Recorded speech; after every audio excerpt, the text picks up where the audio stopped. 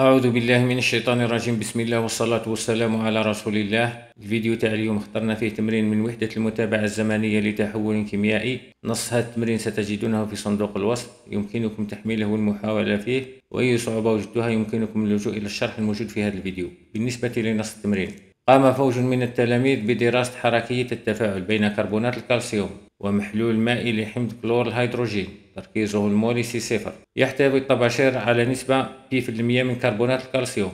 معنى هذا أن الطباشير هو مادة غير نقية، ومعنى P% أنه كل 100 جرام مادة غير نقية من الطباشير تحوي كتلة مقدارها P جرام مادة نقية. نضع عند اللحظة T يساوي 0 قطعة مسحوق من الطباشير M تساوي 4.7 جرام. معنى هذا أن هذه الكتلة هي كتلة غير نقية في حجم V من المحلول S. التفاعل تام ومعادلته التي موضحة أمامكم. الدراسة التجريبية مكنتنا من رسم المنحنيات البيانية التالية. الآن ندير قراءة لهذه المنحنيات الموضحة أمامكم. بالنسبة لمنحنى الشكل 1 والذي يمثل منحنى تغيرات تركيز C2 زائد الناتج بدلالة تقدم X، ما هي أهم المعلومات التي يمكن استنباطها من هذا المنحنى؟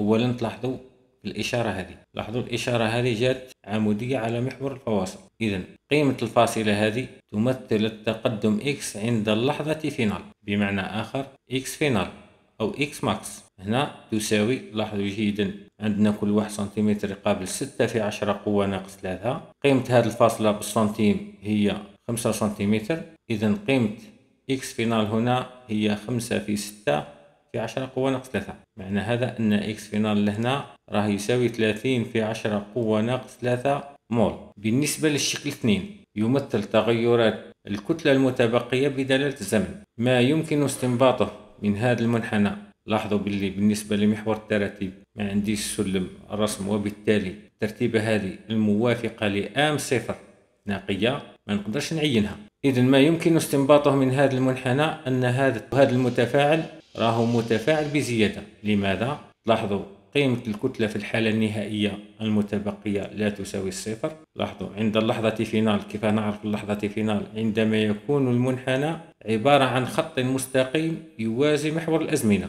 إذن هذه اللحظة راهي توافق فينال، وقيمة هذه الترتيبة هنا توافق ان فينال. لاحظوا هنا أن ان فينال لا تساوي الصفر، بما أن ان فينال للمتفاعل CaCO3 لا تساوي الصفر. هذا يستلزم أن كمية المادة للمتفاعل CaCO3 في الحالة النهائية لا تساوي الصفر. هذا معناه أن CaCO3 متفاعل بزيادة، وبما أن التفاعل تام فإن المتفاعل المحيد لنا هو H3O زائد، لأن التفاعل حدث بين CaCO3 و H3O زائد. بالنسبة لمنحنى الشكل 3 والذي يمثل تغيرات كمية المادة المتبقية للمتفاعل CaCO3 بدلالة تركيز Ca2 زائد الناتج، ما هي أهم المعلومات التي يمكن استنباطها من هذا المنحنى؟ بالنسبة لمحور التراتيب لاحظوا باللي نقطة تقاطع هذا المنحنى مع محور التراتيب تمثل آم صفر. هنا هذه الكتلة النقية هي نفسها هذه. لاحظوا أننا لهنا نقدر نعين القيمة تاعها لأنه أعطانا مقياس الرسم وهو كل 1 سنتيمتر يقابل 1 جرام. إذن قيمة آم صفر لهنا راح تساوي 4 جرام. إضافة إلى ذلك أننا نقدر نعين قيمة تركيز Ca2 زائد في الحالة النهائية. لاحظوا باللي قيمة التركيز تاع Ca2 في الحالة النهائية عينته من المنحنى هذا وما عينتوش من المنحنى هذا، لأنه تلاحظوا باللي في المنحنى هذا عندي الإشارة هذه بين لي أن التركيز الفاصلة هذه الموافقة لتركيز Ca2 زائد الناتج بين لي أن قيمة تركيز Ca2 زائد الناتج راهو في الحالة النهائية لنا، أي عند اللحظة فينال، والتي تساوي 0.06 في 5 وتساوي 30 في 10 قوة ناقص 2 مول على اللتر. إذن تركيز Ca2 زائد في الحالة النهائية هنا يساوي 30 في 10 قوة ناقص 2 مول على اللتر. نزيد نأكد لكم على حاجة، كي تلقى الإشارة هذه معنى هذا أن الفاصلة إذا لقيتها بالشكل هذا يعني عمودية على محور الفواصل، أن قيمة الفاصلة الموافقة لهذه الإشارة راهي في الحالة النهائية. إذا مباشرة كما لهنا كتبت تركيز Ca2 زائد فينال. إذا لقيتها مثلا بالشكل هذا معناه أن القيمة تاع الفاصلة هذه راهي في الحالة النهائية، وقيمة الترتيبة الموافقة لها راهي كذلك في الحالة النهائية. أما إذا لقيتها بالحالة هذه فقط، لاحظ هنا الترتيبة، قيمة هذه الترتيبة راهي في الحالة النهائية. نروحوا للسؤال الأول، قال لك أنجز جدولا لتقدم التفاعل السابق. جدول تقدم التفاعل راح يكون بالشكل هذا. ملاحظة فقط، لاحظ لهنا كتبت ام صفر وما كتبتش ام، لأنه لهنا نكتب ام الكتلة النقية التي هنا ام صفر التي تمثل الكتلة النقية. أما ام التي تساوي 4.7 جرام راهي كتلة غير نقية. احنا في جدول تقدم التفاعل نكتب الكتلة النقية. بالنسبة للسؤال الثاني، اعتمادا على جدول تقدم التفاعل والمنحنيات البيانية أوجد قيمة التقدم الأعظمي إكس ماكس. لاحظوا من خلال المنحنى تاع الشكل واحد لقينا إكس فينال يساوي 30 في 10 قوة ناقص 3 مول. وهنا من خلال منحنى الشكل واحد نستنتج أن إكس فينال يساوي 30 في 10 قوة ناقص 3 مول. بالنسبة لتركيز Ca2 زايد راح نستنتجوه من خلال الشكل 3. لاحظوا باللي تركيز Ca2 زايد في الحالة النهائية يساوي 30 في 10 قوة ناقص 2 مول على اللتر. نكتب لهنا من خلال منحنى الشكل 3 تركيز Ca2 زايد الناتج في الحالة النهائية يساوي 30 في 10 قوة ناقص 2 مول على اللتر. الآن المطلوب منا استنتاج حجم المحلول V. كيف نستنتج حجم المحلول V؟ اعتمادا على المنحنيات وجدول تقدم التفاعل. لاحظ جيدا أن الطريقة الوحيدة لاستنتاج حجم المحلول راح نعتمد فيها على جدول تقدم التفاعل. بالنسبة للناتج Ca2 زايد عندنا كمية المادة الناتجة للناتج Ca2 زايد في الحالة النهائية تساوي X ماكس. نعبر عنها بالعلاقة التالية: أن فينال Ca2 زايد تساوي X ماكس. وأن فينال نقدر نكتبها بدلالة التركيز على النحو التالي: تركيز Ca2 زايد في الحالة النهائية في حجم المزيج التفاعلي هنا V الذي يساوي حجم محلول حمض كلور الماء، لأنه المتفاعل CaCO3 في الحالة الفيزيائية تاعو صلب، وبالتالي عندما نذوب كتلة ام صفر في حجم محلول حمض كلور الماء فإنها لا تؤثر على هذا الحجم، يساوي X ماكس. من هنا نخرج V يساوي X ماكس على تركيز Ca2 زايد في الحالة النهائية. نديرو تطبيق عددي. لاحظوا بلي X ماكس تساوي 30 في 10 قوة ناقص 3، وتركيز Ca2 زايد فينال هو 30 في 10 قوة ناقص 2، ومنه حجم المزيج التفاعلي أو حجم محلول حمض كلور الماء يساوي 0.1 لتر. السؤال ب: حدد المتفاعل المحيد مع التعديل ثم جد التركيز المولي C0 لمحلول حمض كلور الماء المستعمل. لقينا من خلال المنحنى الشكل 2 أن ان فينال CaCO3 لا تساوي الصفر. هذا يستلزم أن ان فينال CaCO3 لا تساوي الصفر. معناه أن المتفاعل CaCO3 متفاعل بزيادة، وبما أن التفاعل تام فإن المتفاعل المحيد هو H3O زايد. الآن كيف نستنتج تركيز C0؟ لاحظوا بأن المتفاعل H3O زايد متفاعل محيد، معناه كمية المادة تاعو في الحالة النهائية تساوي صفر. بمعنى آخر راح نلقاو C0 V ناقص 2 X ماكس تساوي صفر. عندنا قيمة V وعندنا قيمة X ماكس، إذا راح نقدر نلقاو قيمة C0. هنا لدينا H3O زايد متفاعل محيد، معناه ان فينال H3O زايد تساوي صفر، وان فينال H3O زايد نعبر عنها بالعلاقة التالية: C0V ناقص 2 X ماكس، ومنه C0V ناقص 2 X ماكس تساوي صفر. لماذا؟ لأنه هذه قلنا باللي تساوي الصفر. من هنا نخرج C0V يساوي 2 X ماكس، ومنه C0 يساوي 2 X ماكس على V. إذا C0 يساوي 2 في 30 في 10 قوة ناقص 3 على 0.1، ومنه C0 يساوي 0.6 مول على اللتر. بالنسبة للسؤال الثالث، بين أن عبارة الكتلة MdT في كل لحظة تعطى بالعلاقة التالية: أن الكتلة المتبقية للمتفاعل CaCO3 تساوي الكتلة النقية التي رمزها M0 أو الكتلة الابتدائية M0 ناقص الكتلة المولية في حجم المزيج التفاعلي في تركيز Ca2 زايد عند اللحظة T. الآن من أين ستكون الانطلاقة لإثبات هذه العلاقة؟ طبعا راح نروح لجدول تقدم التفاعل، نروح للمتفاعل CaCO3 لأن لهنا مطلوب علاقة بين المتفاعل CaCO3 وناتج التفاعل اللي هو Ca2 زايد عند اللحظة T. عندنا كمية المادة المتبقية للمتفاعل CaCO3 تكتب على الشكل التالي: ان دو تي للمتفاعل CaCO3 تساوي M0 ام صفر على ام ناقص اكس دو تي، وهذه نقدر نكتبها بدلالة الكتلة المتبقية على الشكل التالي: ام دو تي للمتفاعل CaCO3 على الكتلة المولية تساوي ام صفر على ام ناقص اكس دو تي. هذه العلاقة نسميوها واحد. الآن بالنسبة للناتج Ca2 زائد، لدينا كمية المادة الناتجة للناتج Ca2 زائد عند اللحظة والتي نعبر عنها بالعلاقة التالية: ان تي Ca2 زائد تساوي اكس دو تي. كمية المادة الناتجة نقدر نكتبها بدلالة تركيز Ca2 زائد على الشكل التالي: Ca2 زائد تركيز Ca2 زائد عند اللحظة في حجم المزيج التفاعلي تساوي اكس دو تي. الآن مطلوب منا علاقة تربط ام دو تي بتركيز Ca2 زائد. راح نعوض العلاقة 2 في 1 فتصبح لدي ام دو تي للمتفاعل CaCO3 على ام تساوي ام صفر على ام ناقص اكس دو تي هي تركيز Ca2 زائد في حجم المزيج التفاعلي. الآن العلاقة هذه نسميوها 3. احنا نحوسوا على الكتلة ام، إذا لازم نتخلص من الكتلة المولية. باه نتخلص من الكتلة المولية راح نضرب العلاقة هذه في الكتلة المولية، بمعنى بضرب طرفي العلاقة 1 في ام. راح نتحصلوا على العلاقة التالية: ام في ام تي للمتفاعل CaCO3 على ام تساوي العلاقة هذه كذلك نضربها في ام. راح نضرب ام في ام صفر على ام في ام صفر على ام ناقص ام في تركيز Ca2 زائد في حجم المزيج التفاعلي. ام تختزل من هنا ومن هنا، وكذلك نختزل ام من هنا ومن هنا، فتصبح العلاقة من الشكل التالي: ام دو تي للمتفاعل CaCO3 تساوي ام صفر ناقص، بما أن الضرب تبديلي، ام في تركيز Ca2 زائد في في هي نفسها ام في في تركيز Ca2 زائد عند اللحظة، وهو المطلوب. السؤال ألف قال لك: أوجد الكتلة الابتدائية لكربونات الكالسيوم وكتلته المتبقية ام اف في نهاية التفاعل. طبعا باه نوجدوا الكتلة الابتدائية والكتلة المتبقية راح نعتمدوا على منحنيات الشكل الثاني والثالث.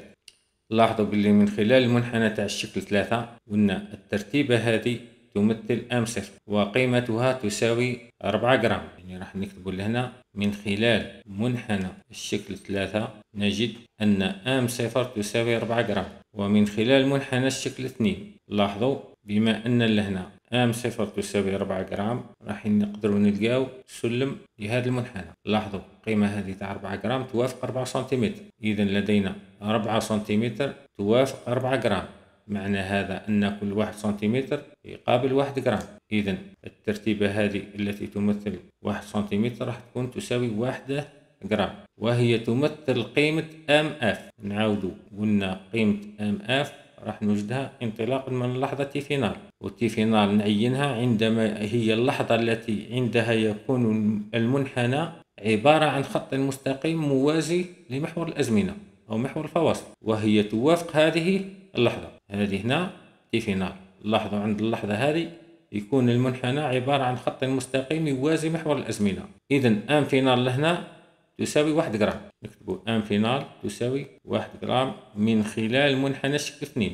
السؤال بقى قال لك: احسب النسبة المئوية أو درجة النقاوة لكربونات الكالسيوم في قطعة الطباشير. طبعا أعطانا العلاقة تاع النسبة المئوية. عندنا النسبة المئوية تمثل درجة النقاوة وتساوي الكتلة النقية ام صفر على الكتلة الغير نقية في 100. لاحظوا باللي الكتلة النقية هي 4، الكتلة غير نقية من خلال نص التمرين هي 4.7 في 100 وتساوي 85.1 في 100. إذا درجة النقاوة لهنا هي 85.1%. وش معناه درجة النقاوة؟ يعني كل 100 جرام غير نقية فيها كتلة مقدارها 85.1 جرام نقية. السؤال جيم: جد سلما مناسبا لمحور التراتيب. السلم المناسب لمحور التراتيب رانا وجدناه وقلنا باللي كل 1 سنتيمتر يقابل 1 جرام، وهذا بالنسبة للمنحنى الموافق لتغيرات الكتلة المتبقية بالنسبة للزمن. السؤال الرابع قال لك: بين أنه عند اللحظة تي يساوي تي اندومي يمكن كتابة العبارة التالية: الكتلة المتبقية عند اللحظة تي اندومي تساوي الكتلة الابتدائية زائد الكتلة النهائية على 2. طبعا العبارة هذه راح نثبتها انطلاقا من جدول تقدم التفاعل أو بالاستعانة بجدول تقدم التفاعل. لاحظوا لدينا كمية المادة المتبقية للمتفاعل CaCO3 تساوي ام صفر على ام ناقص اكس دو تي. هذا عند اللحظة تي. عند اللحظة تي ان دومي العلاقة هذه نكتبوها على الشكل التالي: ان تي ان دومي طبعا للمتفاعل سي ا سي او 3 تساوي ام صفر على ام ناقص اكس تي ان دومي. ولدينا من خلال تعريف زمن نسبة التفاعل اكس تي ان دومي تساوي اكس ماكس على 2. نعوض العبارة في هذه العلاقة فنتحصل على العلاقة التالية: ان تي ان دومي للمتفاعل سي ا سي او 3 تساوي ام صفر على ام ناقص اكس ماكس على 2. ولدينا كذلك لاحظوا باللي العلاقة هذه راهي تربط الكتلة المتبقية للمتفاعل بدلالة الكتلة النهائية. إذن العلاقة هذه نكتبها بدلالة الكتلة فنتحصل على العلاقة التالية: عندنا كمية المادة المتبقية كي نكتبها بدلالة الكتلة راح تساوي ام تي ان دومي للمتفاعل سي ا سي او 3 على ام تساوي ام صفر على ام ناقص اكس ماكس على 2. ولدينا كذلك من خلال جدول تقدم التفاعل كمية المادة المتبقية عند اللحظة فينال، والتي نعبر عنها كذلك بالعلاقة التالية: ان فينال للمتفاعل سي ا سي او 3 تساوي ام صفر على ام ناقص اكس ماكس. من هنا راح نخرجوا اكس ماكس، ولا قبل ما نخرج اكس ماكس نكتبها بدلالة ام فينال راح نتحصل على العلاقة التالية: كمية المادة المتبقية للمتفاعل سي ا سي او 3 في الحالة النهائية تساوي ام فينال الكتلة المتبقية للمتفاعل سي ا سي او 3 على الكتلة المولية تساوي ام صفر على ام ناقص اكس ماكس. من هنا نخرجوا اكس ماكس، ومنه اكس ماكس يساوي راح ننقل ناقص اكس ماكس الى الطرف هذا فيصبح عندي اكس ماكس يساوي ام صفر على ام، وننقل ام فينال على ام الى الطرف هذا فيصبح عندي ناقص ام فينال على ام. طبعا راني نهضر على المتفاعل سي ا سي او 3. لاحظوا باللي عندي ناقص اكس ماكس على 2. هو من الافضل نعين عبارة ناقص اكس ماكس على 2 ثم نعوضها له. احسن ما تعوض عبارة اكس ماكس وتقسم على 2. من هنا عبارة اكس ماكس على 2 يعني راح نقسم الطرف هذا على 2 ونقسم الطرف هذا كل على 2. بمعنى آخر راح نتحصلوا على اكس ماكس على 2 تساوي ام صفر على ام على 2 ناقص ام فينال على ام على 2. هذه عبارة عن قسمة كسرين: الكسر الأول هو ام صفر على ام، والكسر الثاني هو 2 على 1. راح تساوي الكسر الأول في مقلوب الكسر الثاني، يعني راح نتحصلوا ام صفر على 2 ام، ومنه اكس ماكس على 2 تساوي ام صفر على 2 ام ناقص ام فينال على 2 ام ناقص اكس ماكس. يعني راح نضرب العلاقة هذه كل في ناقص 1. راح نضرب الطرف هذا في ناقص 1 راح نتحصلوا على ناقص اكس ماكس على 2، ونضرب الطرف هذا في ناقص 1 يعني راح نتحصلوا لهنا على ناقص ام صفر على 2 ام زائد ام فينال على 2 ام كذلك. لماذا؟ لاحظوا لاني نحوس نعوض في العبارة هذه. العبارة هذه هي ناقص اكس ماكس على 2. قلت لكم من الافضل اني نجبد عبارة ناقص اكس ماكس على 2 ونعوضها له. الآن نعوض عبارة ناقص اكس ماكس في هذه العلاقة فنتحصل على العلاقة التالية: ام تي ان دومي على ام تساوي ام صفر على ام، قلنا ناقص اكس ماكس على 2 هي ناقص ام صفر على 2 ام زائد ام فينال على 2 ام. لاحظوا باللي لهنا ام صفر على ام ولهنا ام صفر على ام، بمعنى آخر ام صفر على ام ناقص ام صفر على 2 ام. هذه نقدر نكتبها على الشكل ام صفر على ام في نصف، لأنه عبارة عن جداء كسرين: الكسر الأول هو ام صفر على ام، والكسر الثاني هو 1 على 2. يعني تصبح هذه العلاقة من الشكل ام صفر على ام في 1 ناقص نصف. 1 ناقص نصف هو نصف، بمعنى آخر ام صفر على ام ناقص ام صفر على 2 ام هي ام صفر على 2 ام، وتساوي ام صفر على 2 ام زائد ام فينال على 2 ام. هذه تساوي ام تي ان دومي على ام. الآن نوحدوا المقامات تاع هذا الطرف فنتحصل على العلاقة التالية: ام تي ام دومي على ام تساوي ام صفر زائد ام فينال على 2 ام. ام نختزله من هنا ومن هنا، ومنه الكتلة المتبقية عند اللحظة ام دومي تساوي ام صفر زائد ام فينال على 2 وهو المطلوب. السؤال اللي بعد هذا قال لك استنتج قيمة تي ان دومي. بما أن قدرنا نثبت العلاقة هذه، فإن تي ان دومي هو الزمن الموافق لقيمة ام صفر اللي هي 4 جرام زائد ام فينال اللي هي 1 على 2 وتساوي 2.5 جرام. إذا تي ان دومي يمثل الفاصلة التي ترتيبها 2.5 جرام. راح نروح المنحنى البياني الممثل لتغيرات الكتلة بدلالة الزمن، نعين القيمة تاع 2.5 التي توافق هذه الترتيبة، نديروا لها إسقاط بالنسبة للمنحنى البياني. لاحظوا نقطة تقاطع مع المنحنى البياني راح ندير لها إسقاط بالنسبة لمحور الفواصل. لاحظوا باللي تي ان دومي لهنا توافق 0.5 سنتيم، ولدينا من مقياس الرسم 1 سنتيمتر يقابل 30 ثانية، إذا 0.5 راح تقابل 15 ثانية. إذا نكتب لهنا تي ان دومي يساوي 15 ثانية. السؤال الخامس قال لك احسب السرعة الحجمية للتفاعل عند اللحظة t يساوي 40 ثانية. لدينا عبارة السرعة الحجمية للتفاعل هي من الشكل v ل v يساوي 1 على v dx على dt. لاحظوا باللي هذه العبارة يكون عندها تطبيق مباشر إذا أعطانا منحنى تغيرات التقدم بدلالة الزمن، لكن احنا لهنا أعطانا منحنى تغيرات الكتلة المتبقية للمتفاعل CaCO3 بدلالة الزمن. إذا باه نقدر نحسب السرعة الحجمية للتفاعل في أي لحظة لازم نوجد عبارة هذه السرعة الحجمية بدلالة الكتلة المتبقية للمتفاعل CaCO3. بمعنى آخر لازم نلقى عبارة السرعة الحجمية من الشكل A في مشتق الكتلة المتبقية بالنسبة للزمن. هنا رانا نهضر على المتفاعل CaCO3. إذا وباه نقدر نلقى عبارة السرعة الحجمية للتفاعل بدلالة الكتلة المتبقية لازم نلقى علاقة تربط بين التقدم x والكتلة المتبقية. العلاقة هذه راح نوجدها من جدول تقدم التفاعل عند اللحظة t.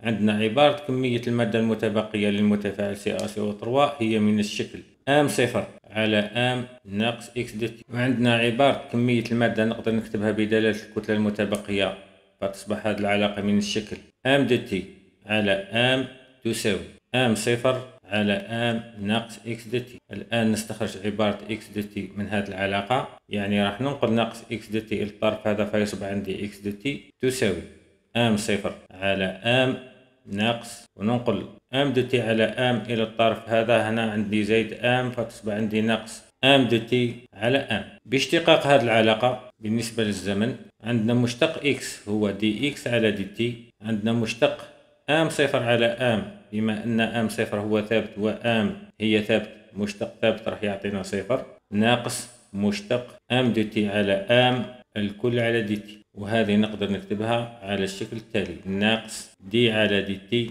ام على ام الكتلة على الكتلة المولية، نقدر نكتبوها على الشكل التالي 1 على الكتلة المولية الكتلة المتبقية عند اللحظة.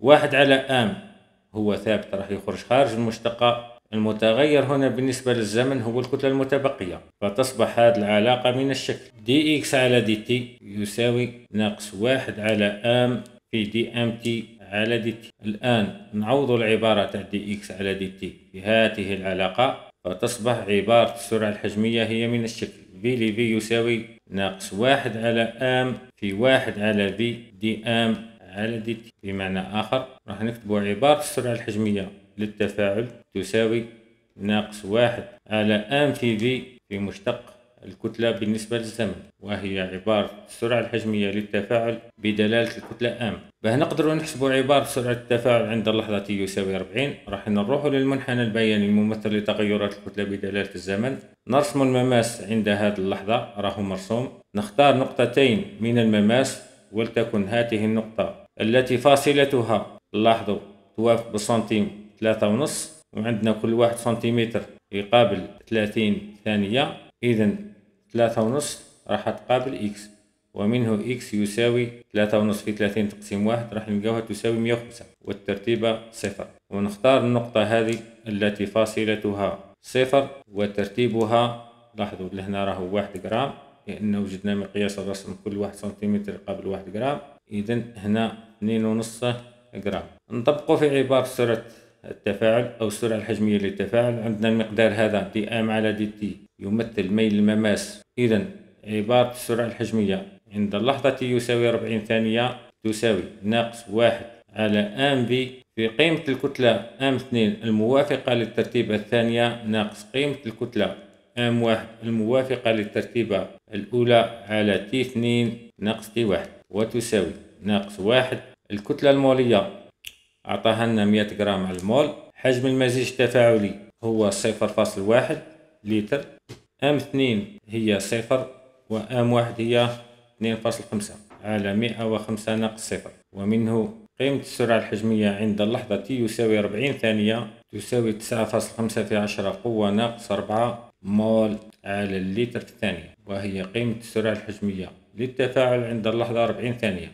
بالنسبة للسؤال السابع قال لك أرسم وفي نفس المعلم المنحنى البياني الممثل لتغيرات الكتلة المتبقية للمتفاعل CaCO3 بدلالة الزمن في حالة استعمال مسحوق من كربونات الكالسيوم ونفس الكتلة أم صفر. احنا المنحنى الأول الممثل لتغيرات الكتلة المتبقية بدلالة الزمن، هذا المنحنى تحصلنا عليه عندما استعملنا كتلة أو قطعة من كربونات الكالسيوم كتلتها أم صفر. الآن راح نستعمل نفس الكتلة، ولكن هذه المرة هذه القطعة عبارة عن مسحوق، بمعنى آخر أن العامل الحركي المدروس هنا هو سطح التلامس. نعلم أنه كلما زاد سطح التلامس زادت سرعة التفاعل وقل زمن التفاعل أو زمن نصف التفاعل. بمعنى آخر المنحنى اللي راح نتحصلوا عليه عندما نستعمل كتلة أم صفر عبارة عن مسحوق راح يكون بالشكل هذا. قلنا زمن نصف التفاعل راح يقل، يعني المنحنى راح يكون بالشكل هذا. ونعلم كذلك أن العامل الحركي يؤثر على سرعة التفاعل ولا يؤثر على مردود التفاعل. بمعنى آخر يعني المنحنى ماشي راح يفوت أم فينال الترتيبة هذه. لاحظوا باللي في المنحنى رقم 2 هذا المرسوم باللون الأزرق أن تي فينال 2 أقل من تي 1 فينال، أو نقولوا تي اندمي للمنحنى رقم 2 أقل من تي اندمي للمنحنى رقم 1. بالنسبة للسؤال الثامن قال لك أوجد التركيب المولي للمزيج التفاعلي عند اللحظة تي يساوي 24 ثانية. وش معناه التركيب المولي للمزيج التفاعلي؟ يعني راح نلقى كمية المادة المتبقية للمتفاعلات وكمية المادة الناتجة للنواتج عند اللحظة تي يساوي 24 ثانية. إذا منين راح ننطلق به نجاوب على السؤال هذا؟ راح ننطلق من جدول تقدم التفاعل. لدينا من خلال جدول تقدم التفاعل عند اللحظة t يساوي 24 ثانية كمية المادة المتبقية للمتفاعل CaCO3 عبارتها تكتب على الشكل التالي: آن عند اللحظة 24 ثانية تساوي آم صفر على آم ناقص X عند اللحظة 24 ثانية. وكذلك كمية المادة المتبقية للمتفاعل H3O زائد عند اللحظة 24 ثانية تكتب على الشكل C0V ناقص 2X عند اللحظة 24 ثانية. وكمية المادة الناتجة للناتج CO2 عند اللحظة 24 ثانية تكتب على الشكل X عند اللحظة 24 ثانية. وكمية المادة الناتجة للناتج CO2 زائد تكتب على الشكل X 24 ثانية. وكذلك كمية المادة للشوارد المتفرجة المتمثلة في Cl ناقص تساوي C0 في V وتساوي 0.6 في 0.1 وتساوي 0.06 مول. الآن كيف نلقاو كمية المادة المتبقية للمتفاعلات والنواتج؟ باه نلقى كمية المادة المتبقية لازم نلقى قيمة X عند اللحظة T يساوي 24 ثانية.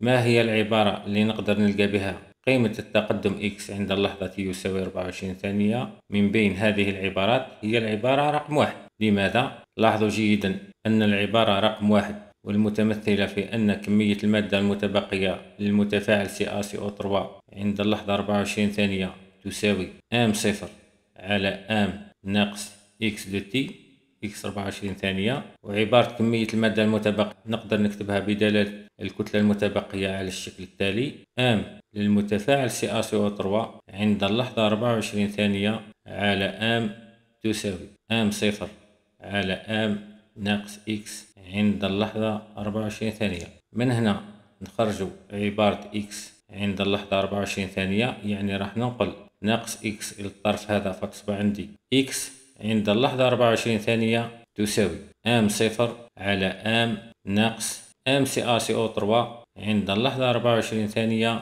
على آم. ومنه X تساوي آم صفر ناقص آم CaCO3 عند اللحظة 24 ثانية على الكتلة المولية. الكتلة آم صفر عندي، الكتلة المولية عندي، الكتلة المتبقية عند اللحظة يساوي 24 ثانية راح نوجدها من منحنى تغيرات الكتلة بدلالة الزمن، وهو المنحنى الممثل في الشكل رقم 2. لاحظوا باللي عند اللحظة t يساوي 24 ثانية باه نقدر نلقى الكتلة المتبقية عند اللحظة t يساوي 24 ثانية. راح نبحث عن الترتيبة التي فاصلتها 24 ثانية. أولا نعين الفاصلة 24 ثانية على محور الفواصل أو محور الأزمنة. باه نعين 24 ثانية على محور الأزمنة نشوف شحال سنتيمتر يوافق 24 ثانية. لدينا من مقياس الرسم 1 سنتيمتر يقابل 30 ثانية. 24 ثانية قابل إكس، ومنه إكس يساوي 24 تقسيم 30 وتساوي 0.8 سنتيم. 0.8 سنتيم توافق الفاصلة هذه. ندير لها إسقاط بالنسبة للمنحنى البياني. نقطة تقاطع مع المنحنى البياني راح ندير لها إسقاط بالنسبة لمحور التراتيب. إذن قيمة هذه الترتيبة تمثل الكتلة المتبقية للمتفاعل CaCO3 عند اللحظة t يساوي 24 ثانية وتساوي 2.2 جرام، لأنه لهنا مقياس الرسم عندنا كل 1 سنتيمتر يقابل 1 جرام. ومنه قيمة x عند اللحظة 24 ثانية تساوي 4 ناقص 2.2 على 100 وتساوي 18 في 10 قوة ناقص 3 مول. إذن مادام لقيت قيمة x عند اللحظة t يساوي 24 ثانية راح نقدر نلقى كمية المادة المتبقية للمتفاعلات وللنواتج على النحو التالي. بالنسبة للمتفاعل CaCO3 راح تكون كمية المادة المتبقية عند اللحظة 24 ثانية هي من الشكل الكتلة المتبقية عند اللحظة 24 ثانية على الكتلة المولية وتساوي 2.2 تقسيم 100 وتساوي 2.2 في 10 قوة ناقص 2 مول. بالنسبة لكمية المادة المتبقية للمتفاعل H3O زائد راح تساوي C0 في V. C0 هو 0.6 في V اللي هو 0.1 ناقص 2 في x هي 18 في 10 قوة ناقص 3 وتساوي 0.024 مول. الآن بالنسبة للناتج CO2 كمية المادة تاعو راح تكون 18 في 10 قوة ناقص 3 مول. وبالنسبة للناتج CA2 زايد راح تكون كمية المادة تاعو يساوي 18 في 10 قوة ناقص 3 مول. نتمنى يكون الشرح مفهوم، وأي انشغالات أو أي استفسارات يمكنكم مراسلتنا على صفحتنا في الفيسبوك. والسلام عليكم ورحمة الله تعالى وبركاته.